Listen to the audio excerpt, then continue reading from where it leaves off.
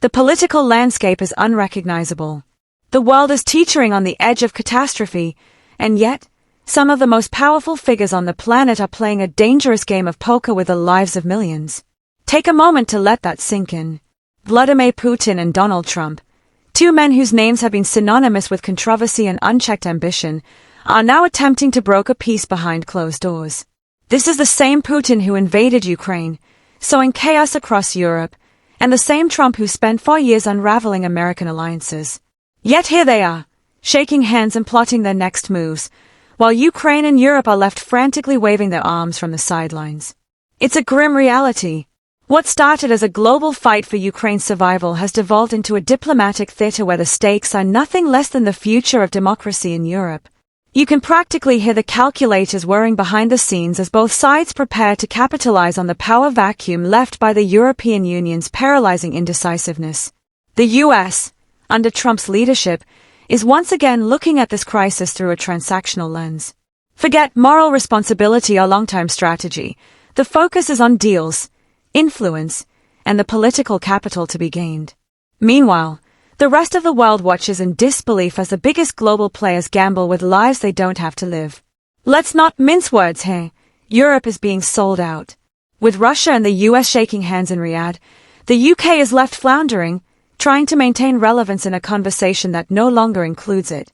Ukraine's future isn't just in jeopardy, it's being negotiated by parties who have no genuine stake in its survival. President Zelensky, watching from the sidelines as these men played chess with his nation, is understandably furious. His pleas for a seat at the table are met with derision. And yet, in this high-stakes game, his voice is the one being drowned out. This betrayal isn't limited to the international arena. Back at home, the UK's political leadership is equally fractured. Keir Starmer, the man who was supposed to lead Labour into the future, is quickly becoming a punchline. In just 7 months as Prime Minister, his approval ratings have hit rock bottom.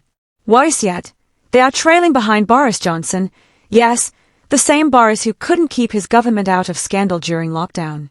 To be beaten by Johnson, a man whose reputation is so tainted that even the public struggles to remember his name without disgust, speaks volumes about Starmer's failings. It's baffling that Starmer, with all the momentum Labour had after its election victory, has managed to squander it so quickly.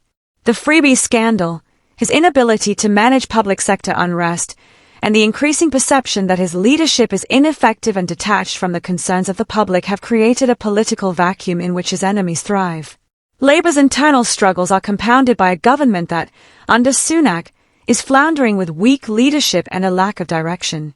The Tories are in their death throes, and Starmer is doing nothing to capitalize on it. But it's not just Starmer who should be worried. The entire political system is being dismantled in front of our eyes. The EU, which once stood as the bastion of democracy in Europe, is becoming an afterthought in these peace talks.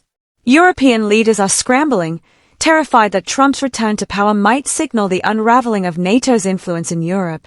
And while they panic, Putin is doing what he does best, turning the situation to his advantage. When Trump and Putin smile and shake hands, it's Europe that bears the cost. The US, which once considered itself the cornerstone of European security, is pivoting its focus toward deals and influence rather than standing as a genuine ally to Ukraine. And then there's Boris Johnson. Whether you love him or hate him, you can't deny that the man knows how to make noise when he needs to. While Starmer cowers in the shadows, Johnson is out there calling out Trump's ridiculous claims and daring to stand up for Ukraine. Johnson's recent remarks about the war were aimed at forcing Europe to wake up. He's challenging the notion that Ukraine is to blame for the war, something Trump, in his arrogance, has suggested. To say that Ukraine started this war is not only historically inaccurate but morally reprehensible.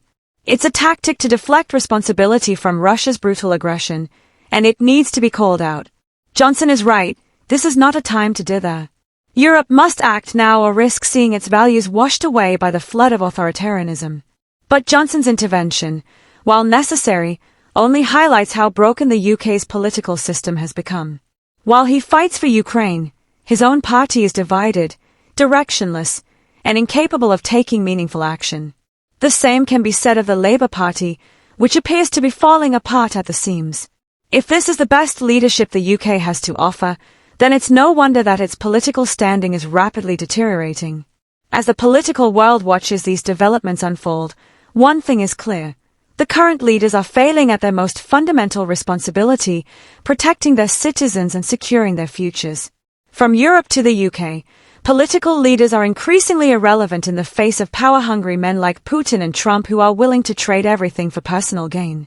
The next few years will be a test of whether democracy can survive this unprecedented level of political dysfunction. If the current trajectory continues, it's hard to imagine how we will emerge from this global crisis unscathed.